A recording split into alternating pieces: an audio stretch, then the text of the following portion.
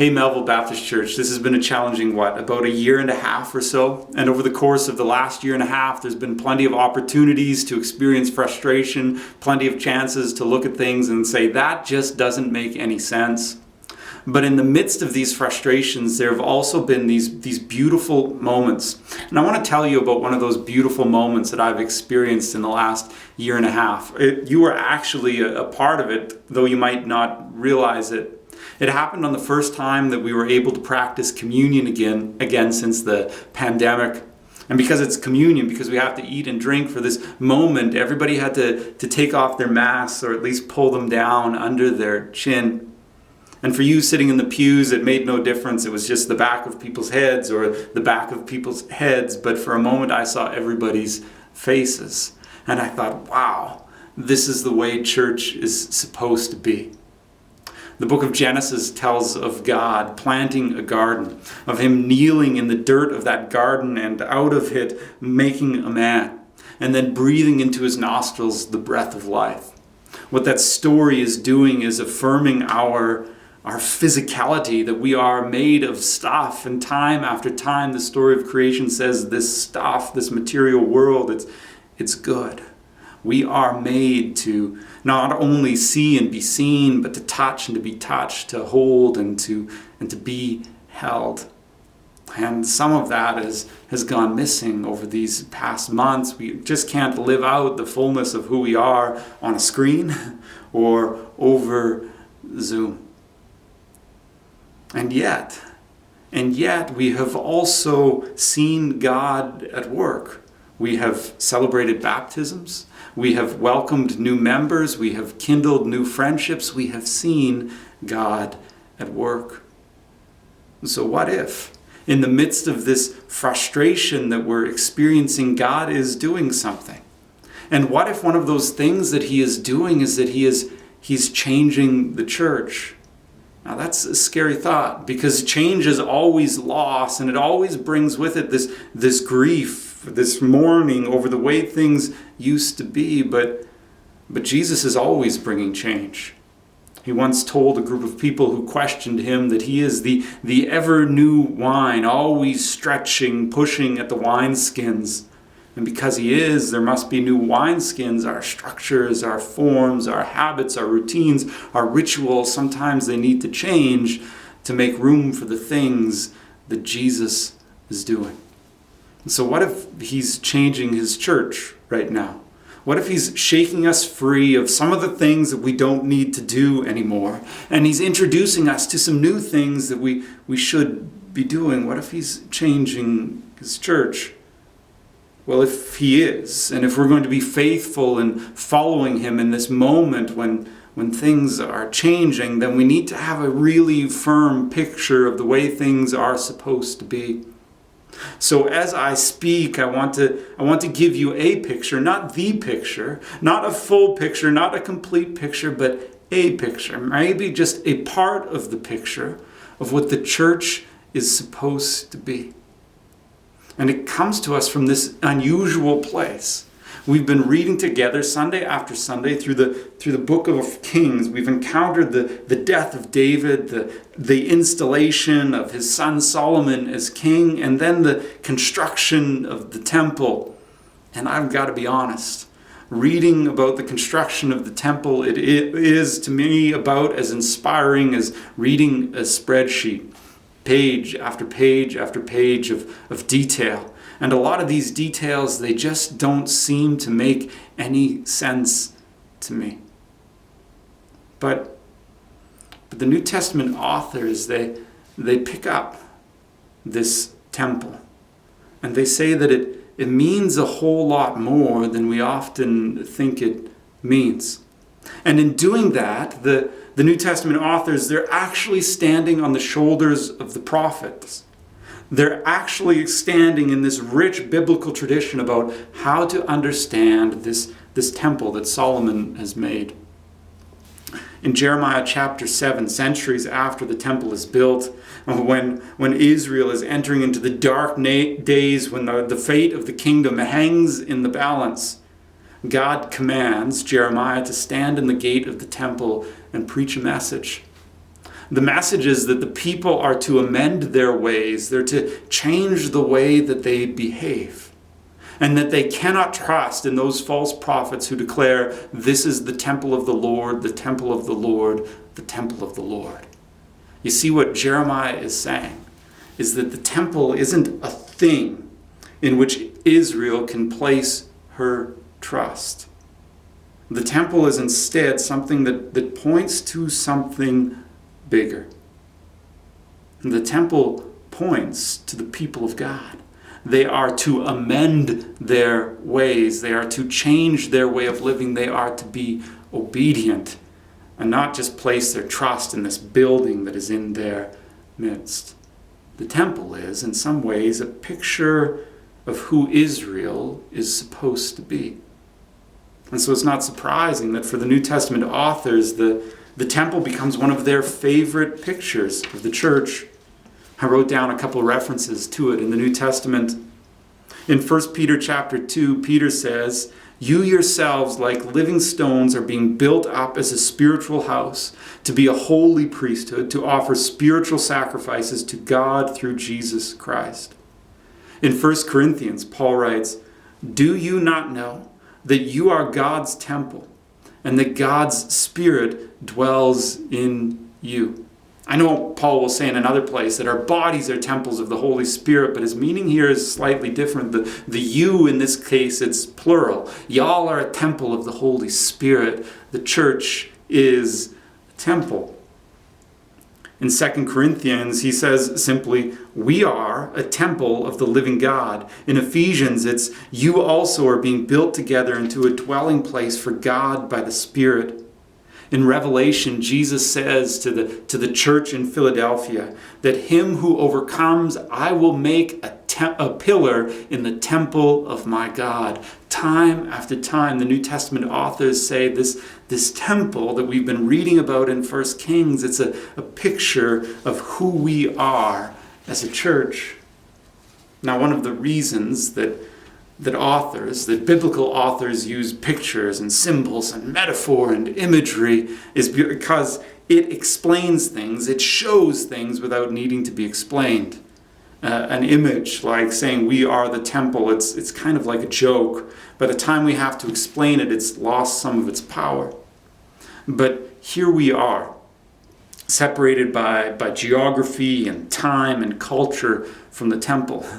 So if we're going to understand what the New Testament authors are saying by saying y'all are a temple, we need to listen to some explanation. We need somebody to help us out. And fortunately for us, Paul does just that. In 2 Timothy chapter 2, verse 20.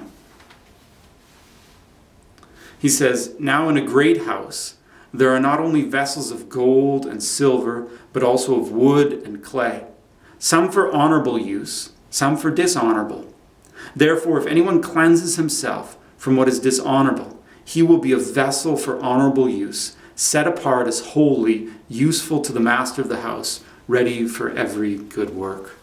What Paul is picking up on is that as the temple is described, and you notice this in 1 Kings, the language that is used for it is often a house. And when you get into the second part of 1 Kings chapter 7, it's not just the house that it's described, but it's the stuff in the house. There's altars for sacrifices, there's water for washing and basins to hold the water in, and carts to move the basins around on. There's all this stuff. There's this incredible diversity of use of the stuff in the temple, but there's unity of purpose.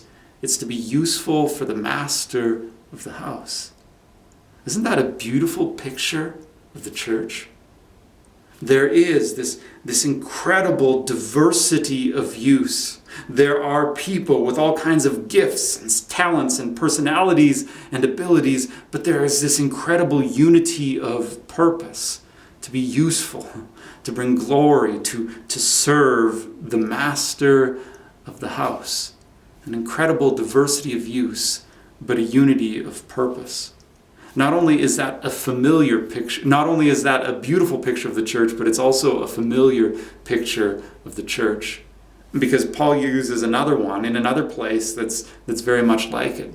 He says, you, the church, you're this body with fingers and toes and eyes and ears, this diversity, but also this unity of purpose. That tells us a lot about the way that we should think about church. And perhaps it corrects some of the ways that we measure success in the church. Like, church is really good if this worship service that's happening, if that's good, if it's full of life and people are happy, then church is going well. And this is important. Getting together to raise our voices in worship, it's important. Sitting together under the Word of God and learning, it's important. Praying together, it's important. But this picture of the church as temple, of us as people with diversity of use but unity of purpose, it tells us that's not the only way we should measure the church. It tells us that one of the questions, or some of the questions we should ask are what happens when we leave this place? Do we leave this place better, stronger, more well-equipped, having learned more, so that we can go out into the everyday world of our lives and together with a unity of purpose serve the master of the house? Can we bring him honor and glory through the way that we live, at least in part because of what has happened right here as we worship together? And so as the church just maybe is going through this time of transition, maybe one of the things that we need to keep our eyes on is that purpose that we've been called to. An incredible diversity of use, but this unity of purpose to bring honor, glory, to serve the master of the house. There's one more picture of the temple that I think is pretty obvious. I think we'll get pretty quickly as we read through 1 Kings chapter 7. It said that the temple, it's actually, well, at least kind of a garden. When you read about how things are decorated, it's palm trees. And everything is carved with flowers and fruit and vegetables. And the place is just full of water. I mean, there's this giant sea held up on the backs of 12 oxen facing all the directions of the compass. There are these carts loaded up with basins carrying huge amounts of water around the temple. It's a garden. In fact, it's probably not just a garden. It's the garden. So back in the book of Genesis, when man and woman are created, and they're placed in this garden to tend it, to care for it, to defend it against enemies. And then when the first enemy arises, they cave. I mean, they give in. They give this enemy, the snake, the serpent, a place of authority in the garden. They sin. And God, in his response, he drives them out of the garden, but he doesn't just cast them out, he sets a guard at the garden. And the guard are these heavenly creatures called cherubim. And we meet these cherubim again, at least as statues, at least as symbols, guarding the temple. The temple is a garden.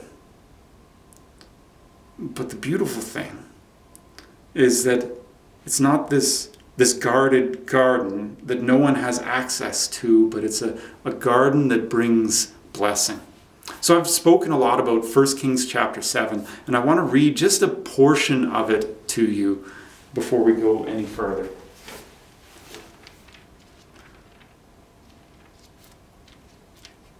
So 1 Kings chapter 7, the portion about the stuff in the temple begins in verse 13.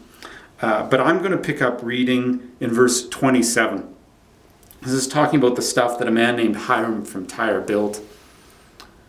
He also made the 10 stands of bronze. Each stand was 4 cubits long, 4 cubits wide, and 3 cubits high. This was the construction of the stands. They had panels, and the panels were set in frames. And on the panels that were set in the frames were lions, oxen, and cherubim. On the frames, both above and below the lions and oxen, there were wreaths of beveled work. Moreover, each stand had 4 bronze wheels and axles of bronze, and at the 4 corners were supports for a basin. The supports were cast with wreaths at the side of each. Its opening was within a crown that projected upward 1 cubit. Its opening was round as a pedestal is made, 1.5 cubits deep. At its opening there were carvings, and its panels were square, not round, and the 4 wheels were underneath the panels. The axles of the wheels were of one piece with the stands, and the height of a wheel was 1.5 cubits. The wheels were made like a chariot wheel. Their axles, their rims, their spokes, and their hubs were all cast. There were 4 supports at the corners of each. The supports were of one piece with the stands, and on top of the stand there was a round band 0.5 cubit high, and on top of the stand its stays and its panels were of one piece with it. And on the surfaces of its stays and on its panels he carved cherubim, lions, and palm trees, according to the space of each, with wreaths all around them. After this manner he made them, the 10 stands. All of them were cast alike, of the same measure and the same form. And this is the part I really want you to get. He made 10 basins of bronze. Each basin held 40 baths. Each basin measured 4 cubits, and there was a basin on each of the stands. And he set the stands, 5 on the north side of the house, and 5 on the south side of the house. And he set the sea at the southeast corner of the house. So there are these elaborate stands, and on these stands are these huge basins of water. And then they're arranged in 2 rows, on the south and on the north side of the house. And there's this suspicion about the imagery that's being communicated here, that the stands, they represent a river, kind of like in the Garden of Eden. That the stands represent a river perhaps flowing out from the temple of God. A later prophet will pick up on this imagery. His name is Ezekiel.